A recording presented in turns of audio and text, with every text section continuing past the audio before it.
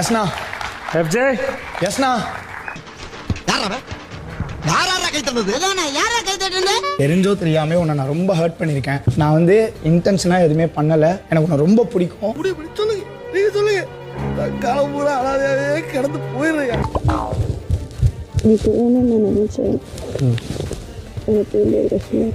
என்னைய போட்டு அடி அடி அடிச்சு புட்டு இப்ப பேசிக்கிறேன் நான் சொல்றேன்.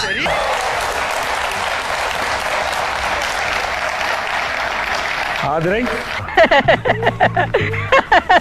சரிடா மாட்டுப்பலா நல்லா சரி. இதான் உன் கடைசி சிரிப்பு.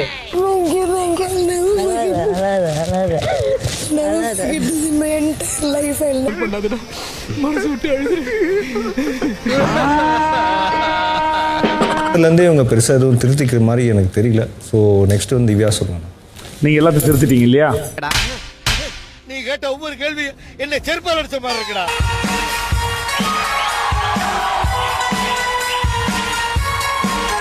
எங்கேயோ பார்த்திருக்கேன்னு சொன்னீங்க. இன்னுமா என்ன தெரியல.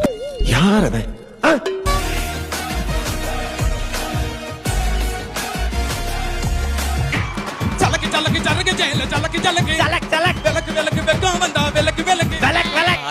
என்ன அந்த பொண்ணுதான் இந்த பொண்ணு, என்னது இந்த பொண்ணுதான் அந்த பொண்ணு, ரெண்டு பொண்ணு ஒண்ணுதான். ஹலோ ஜலி டாக்கிஸ் மகளே, நேரத்தில் எபிசோட பார்க்கும்போது யாராவது விஜய் சேது சாரை மிரட்டினாங்களா, இல்லைனா விஜய் சேது சார் அங்கே ஹோஸ்டா இருக்கார்ல, அங்கே இருக்கிற பிபி டீம் வந்து இதைத்தான் பேசணும் இதை தான் பேசக்கூடாதுன்னு சொல்றாங்களான்னு தெரியல. உனக்கு எப்படி தெரியும் அப்படின்னு கேட்காதீங்க.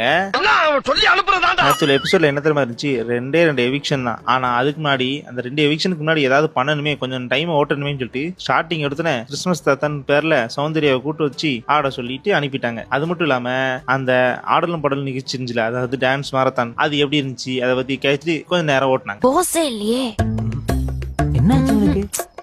சுத்தமா போசே இல்லையே. இப்போ எதையாவது சொல்லி டாபிக் வச்சு பேசி அது மட்டும் இல்லாம மன்னிப்பு கேட்க வைப்போம். ஏன்னா அந்த கனி மேட்டர் இருக்குல்ல, ஸோ அதுக்கு சாதகமா பேசும்னு சொல்லிட்டு சாண்ட்ரா பீஸ் எழுப்பி விட்டு பேச ஆரம்பிச்சாங்க. ஆனா அந்த சாண்ட்ரா பீஸ் பார்த்தாலே வந்து விஜய் சேகர் பயப்படான்னு நம்ம நேத்துல எபிசோட்லயே பார்த்திருப்போம்.